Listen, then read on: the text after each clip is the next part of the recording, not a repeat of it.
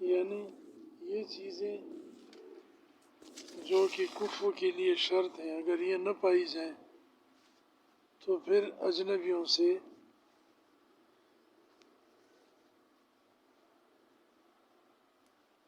ان کو تلاش کیا جائے گا۔ باپ کی قوم میں سے کوئی نہ ہو اس کے مثل، تو پھر اس کی ماں کی قوم میں سے اس کے مثل کو تلاش کریں گے۔ اگر ماں کی قوم میں بھی نہ ہو تو پھر جو اجنبی ہوں گے ان کے حال کی مناسبت سے اس کے مثل ڈھونڈ کر اور مہر کا فیصلہ کیا جائے گا۔ وصح زمان الولی المہر، اور صحیح ہے ولی کا مہر کا ضامن بننا۔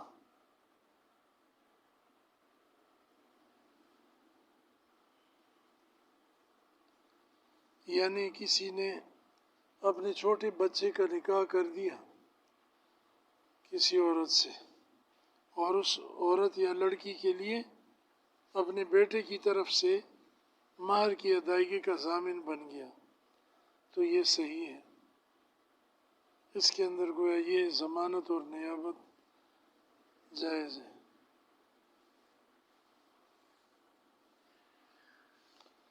وَتُطَالِبُ زَوْجَهَا أَوْ وَلِيَّهَا،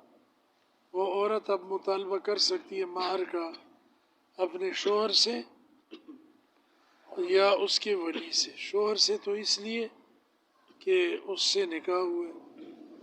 اور اس کے ولی سے اس لیے کہ وہ اس کا ضامن بنا ہے۔ جیسے کہ تمام کفالات میں یہی ہوتا ہے کہ کفیل اور مکفول لہو دونوں سے مطالبہ کر سکتا ہے قرض خواہ۔ وَلَهَا مَنْعُهُ مِنَ الْوَطْءِ، اور عورت کے لیے جائز ہے کہ اس شوہر کو روک دے وطی سے۔ مطلب یہ کہ وہ کہتی ہے کہ جب تک تو مہر نہیں دے گا تو میں تمہیں اپنے اوپر قابو نہیں دیتی، اجازت نہیں دیتی، تو اس کی گنجائش ہے، اس کے لیے جائز ہے۔ والإخراج للمہر، اور اسی طرح مہر کے واسطے اس کو اس کے ساتھ نکلنا یا نکالنا اس کو، تاکہ مہر پر قبضہ ہو جائے یا مہر پر قدرت پالے۔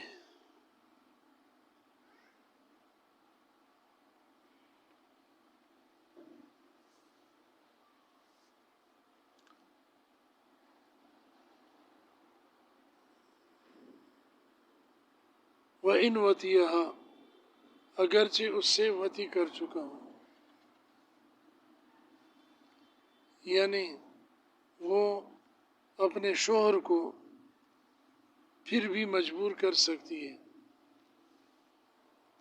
دخول سے روک سکتی ہے، اور اسی طریقے سے وہ اگر کہتا ہے کہ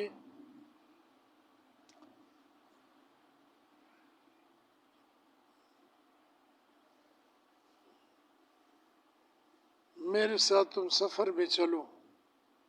اور وہ کہتی ہے کہ میں نہیں جاتی، تم پہلے میرا مہر ادا کرو پھر میں تمہارے ساتھ جاؤں گی، تو چاہے وطی ہو چکی ہو پھر بھی وہ اس طرح سفر سے رک سکتی ہے، اور یا اس کو روک سکتی ہے کہ پہلے میرا مہر دو گے تو پھر میں سفر کروں گی یا تمہیں جانے دوں گی۔ وَلَوِ اخْتَلَفَا فِي قَدْرِ الْمَهْرِ حُكِمَ، اور اگر دونوں میاں بیوی میں اختلاف ہو گیا مقدار مہر میں، تو حاکم بنایا جائے گا مہر المثل مہر مثل کو۔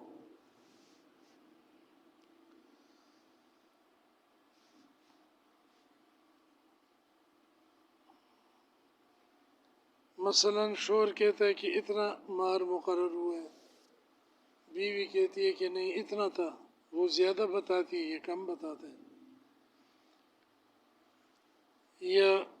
اس کے مرنے کے بعد ورثاء نے اختلاف کیا کہ اتنا مہر نہیں تھا، اتنا تھا، لکھا ہوا نہیں ہے، گواہ نہیں ہے، کوئی ایسی صورت بن گئی جیسے کہ پہلے نکاح ہوتے تھے تو اس میں کوئی فارم وغیرہ تو نہیں ہوتا تھا، بس زبانی نکاح ہو گیا،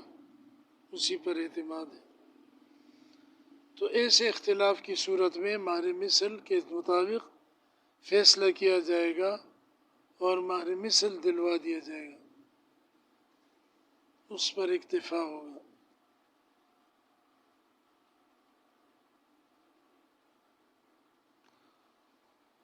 مہر مثل جس کی تائید کرتا ہے اس کی بات کو قسم کے ساتھ قبول کریں گے، یعنی اگر بیوی جتنا مہر بتا رہی ہے کہ اتنا میرا مہر مقرر ہوا ہے 10,000، اور اس کے خاندان کی عورتوں کا مہر بھی عموماً اتنا ہی رہا ہے، تو اب مہر مثل اس کی تائید کر رہے ہیں، لہٰذا اس کے بعد قسم بھی وہ کہے گی، قبول ہوگی۔ اور اگر شوہر کہتا ہے کہ نہیں 5,000 اور مہر مثل بھی اس کا 5,000 کے لگ بھگ ہوتا ہے، اس کے قریب قریب یا بعینی ہی 5,000، تو پھر شوہر کے قول کا اعتبار کیا جائے گا۔ والمتعة لو طلقها، اور متع دے گا اگر اس کو طلاق دے دی قبل الوطی، وطی سے پہلے۔ ولو فی اصل المسمى یجب مہر المثل، اور اگر اصل مسمى میں اختلاف ہو،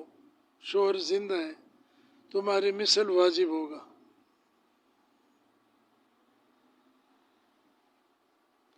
یعنی ایک کہتا ہے کہ مہر مقرر ہوا تھا اور دوسرا کہتا ہے کہ مہر مقرر ہی نہیں ہوا تھا، تو اس صورت میں بھی مہر مثل واجب ہوگا۔ وَإِن مَاتَ، اور اگر دونوں فوت ہو گئے، وَلَوْ فِي قَدْرِ الْمَهْرِ اچھا وَإِن مَاتَ، اگرچہ دونوں فوت ہو چکے ہوں، یہ مطلب ہے، یعنی شوہر فوت ہو گیا یا دونوں کا انتقال ہو گیا اور اس کے بعد میں ورثاء کے درمیان اس طرح کی بات چلی کہ بھئی وہ مہر ادا نہیں ہوا تھا، تو چونکہ ورثاء کا حق ہوتا ہے تو اس صورت کے اندر بھی مہر مثل کے مطابق ہی فیصلہ ہوگا۔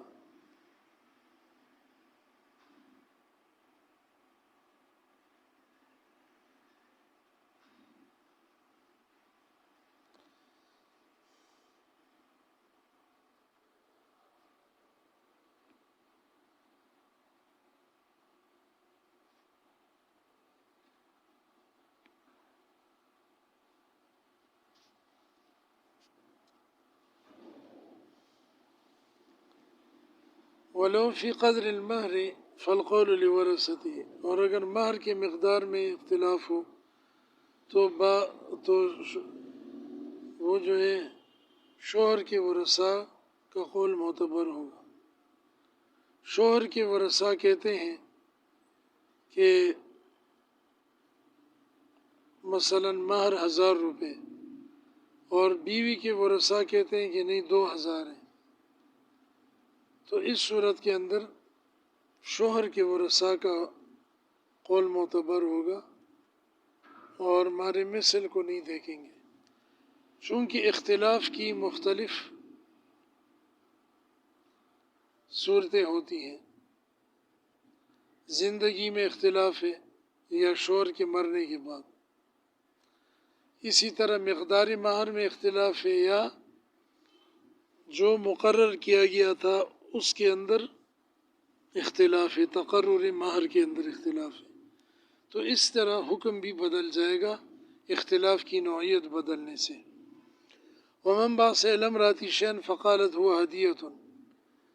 کسی نے اپنی بیوی کے پاس کوئی چیز بھیجی، یعنی درہم دینار یا کوئی کپڑے وغیرہ، تو بیوی نے کہا کہ یہ تو ہدیہ ہے، وقال هو من المہر، اور شوہر بعد میں کہتا ہے کہ نہیں وہ مہر میں سے تھا، فالقول له، تو مہر، تو اس صورت کے اندر قول مرد کا معتبر ہوگا،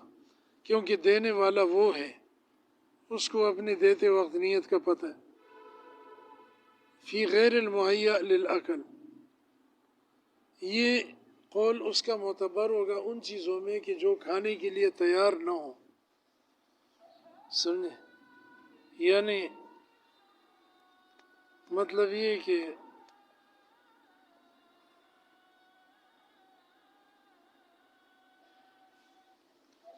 جو چیز پکی ہوئی ہے کھانے کے لیے تیار ہے، اگر نہیں کھائیں گے تو وہ گل سڑ جائے گی، تو وہ مہر میں نہیں شمار ہوگا۔ لیکن جو السلام علیکم،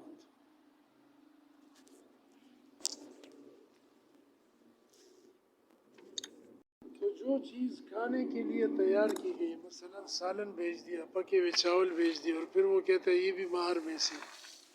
سمجھے نا؟ تو یہ ٹھیک نہیں ہے۔ بکری دے دیے، کچے چاول دے دیے، کپڑا دے دیا، تو وہ ٹھیک ہے، وہ مہر میں ہو سکتا ہے۔ کراچی میں وہ مہمان لوگ تھے، ہوتے ہیں بھی، تو بعض ایسے کرتے ہیں کہ گھر میں جو نوکرانی ہے نا یا نوکر ہے، اس کو کوئی چیز دے دی گھر سے، تو کہتے ہیں کہ جی یہ بھی زکوٰۃ میں لکھو۔ خدا کے بندے، مستعمل کپڑے ہیں، یا تم نے اس کو کچھ کھلا پلا دیا یا کوئی مرغی دے دی، تو تم اس کو زکوٰۃ میں لکھتے ہو۔ تمہاری بڑی کوٹھی ہے، مالدار آدمی، وہ بیچارہ غریب ہے، زکوٰۃ کے علاوہ بھی کوئی صدقہ ہدیہ دے دو اس کو۔ تو اس طرح کے ہیلے نہیں کرنے چاہیے۔ وَلَوْ نَكَحَ ذِمِّيٌّ ذِمِّيَّةً، اور اگر ایک ذمی مرد نے ذمی عورت سے نکاح کیا، بِمَيْتَةٍ، مردار کے بدلے میں، یا بہتا ہوا خون ہے، جو بھی ناجائز چیز تھی، اور بغیر مہر، یا اس کے ساتھ بغیر مہر کے نکاح کر لیے، یا تو بالکل مہر کا ذکر ہی نہیں کیا، یا ذکر ہوا تو نفی کر دی کہ نہیں میں مہر نہیں دوں گا۔ وَذَا جائز عندهم، اور یہ ان کے مذہب میں جائز ہو، ان کے دین میں، فوتیت او طلقت، یا وطیت، اس بیوی کے ساتھ وطی کی گئی یا طلاق دے دی گئی، قبلہ، وطی سے پہلے، او ماتا، یا مر گیا شوہر، لا مہر لہا، تو اس کے لیے کوئی مہر نہیں ہوگا۔ امام ابو حنیفہ رحمہ اللہ کے نزدیک دونوں صورتوں میں۔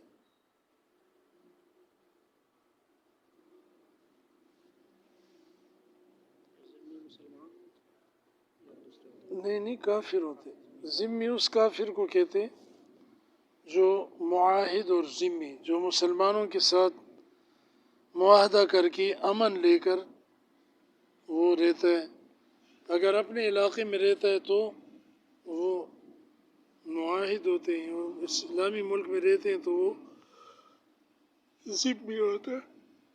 اور بعض کافر امن لے کر اسلامی ملک میں آ جاتے ہیں کہ مجھے امن دو، تو اس کو مستامن کہتے ہیں، تو یہ غیر مسلم ہے۔ اور پھر وہ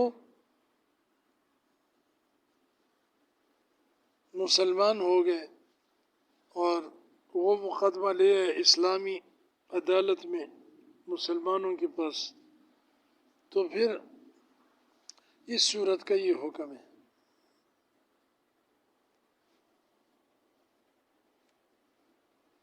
وَكَذَا الْحَرْبِيَانِ ثَمَّ، اور اسی طریقے سے دو حربی کافر ہیں۔ حربی وہ کافر ہے کہ جس کا نہ ہمارے ساتھ کوئی معاہدہ ہے، نہ اس نے امن لیا ہے، نہ ہمارے ملک میں رہتا ہے، اور جنگ پر آمادہ ہے، ہمارے ساتھ لڑائی کے لیے آمادہ رہتے ہیں، جیسے امریکی ہیں، ہندوستان کے ہندو ہیں۔ ثم، وہاں پر، یعنی دارالحرب میں، تو اس کو بھی مہر نہیں ملے گا۔ وَلَوْ تَزَوَّجَ ذِمِّيٌّ ذِمِّيَّةً، اور اگر ذمی مرد نے ذمی عورت سے نکاح کیا، بخمر او خنزیر عین، متعین شراب یا خنزیر کے بدلے، فاسلم او اسلم احدهما، پھر دونوں یا ایک مسلمان ہو گئے، لہا الخمر والخنزیر، تو عورت کو شراب اور خنزیر ملے گی۔ یہ چیزیں مہر میں اس کو دلوائی جائیں گی۔ وفی غیر العین لہا قیمت الخمر و مہر المس فی الخنزیر، اور اگر متعین کر کے اشارہ کر کے مقرر نہیں کیا تھا شراب یا خنزیر کو، تو شراب تو ایک جیسے ہوتی ہے، تو اس کی قیمت جتنی شراب اس نے کہی تھی اس کی قیمت مہر کے طور پر عورت کو دلوائیں گے، اور مہر مثل خنزیر کی صورت میں ہوگا، یہ اس کا متبادل ہے، کیونکہ خنزیر جب اس نے مطلقاً کہا مشار علیہ نہیں ہے، تو خنزیر جانور ہے، جانور مختلف ہوتے ہیں، بالکل ایک جیسے عمر میں بدن میں نہیں ہوتے، اس کے اندر جہالت ہے۔ تو جب وہ چیز مجہول ہو گئی تعیین کے اعتبار سے، تو پھر اس کا متبادل وہ دیا جائے گا، اور متبادل پھر مہر مثل ہے۔